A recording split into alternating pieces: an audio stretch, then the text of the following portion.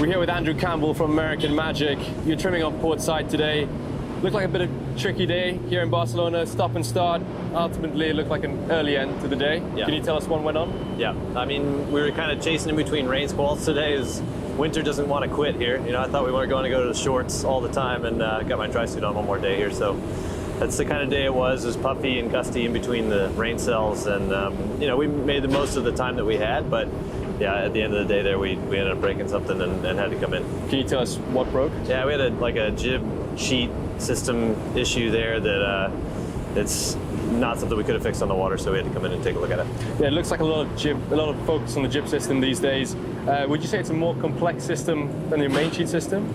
Than the main sheet system? That's a good question. I mean, they're both complex in their own way. You know, I think all the teams are learning about how the jib track geometry works and making sure that we're happy with that setup and how it's all working and getting control from the sailor side that we expect, you know, through the maneuvers and through the straight lines. I don't think it's necessarily more complex than the main sheet system. They're both pretty complex, but you know, we're chasing. Ultimately, we're just chasing what we know is the best way to trim the sails and to get the shapes that the designers are asking for. So, you know, we're trying to make it complex enough that we can make all those shapes happen. Would you say it's a development on the 3D sheeting concept we've seen more visible on the Ineos T6, for example? We can't really see yours; it's below deck, but yeah, well, there are different ways to skin that cat. You know, to try and get you know, the jib lead working in a way without having it all above deck, if that makes sense. You know, you don't really want to have anything on deck than you can afford not to, you know, with the boats going this fast. So the more that we can keep under deck, the better off we all are. And you know, that adds to some of the complication of it. You're trying to make sure it's streamlined and out of the wind. In the mornings we see the testing tied possibly to the flight control system. Is it connected in any way?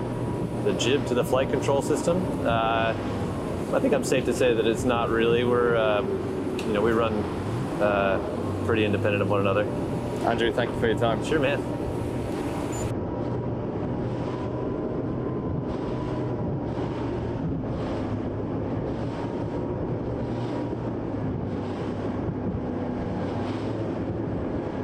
We are here with Maxime Bachelin, former 49er sailor, youth European champion back in 2020, and husband on Alinghi Red Bull Racing, today driving on the port side. Maxime, could you please summarize the day for us? It was a long day on the water with a lot of different conditions on the wind. We start with a light wind and a bit of wave, and end up with more like between 15, at the end of 15 knots. So it was a good range to try some sails and for the boat handling. Which were the reasons behind this sail selection for today? Yeah, we start with our J2 Legacy. It's because the condition was quite light and it's a bit different profile of what we have on the new one, and we just want to analyze some stuff with it. And the main, it's more like M2 to see as well the downrange of the main. Sorry. Were you trying to test sailing in light wind conditions with a smaller sail area? Yeah. So at the end we sail on the J4. We started with a normal wind condition for J4, and at the end was quite light. That was what interesting to try to sail with a smaller jib. And we found out that we still have a good speed with the small jib, and so still working on the crossover. Then when talking about your role as a helmsman, whenever you're on the leeward side, what are you doing?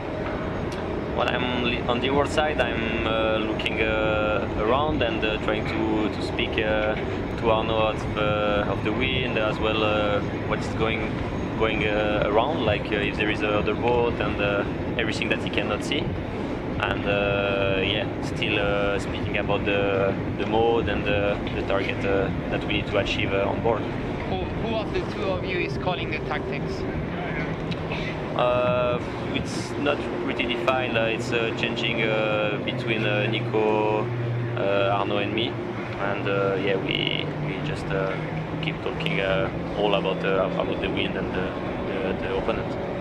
Then towards the end of the day, when talking about the laps and the starts you made, do you think you still have some homework pending as a team for the pre-start maneuvers?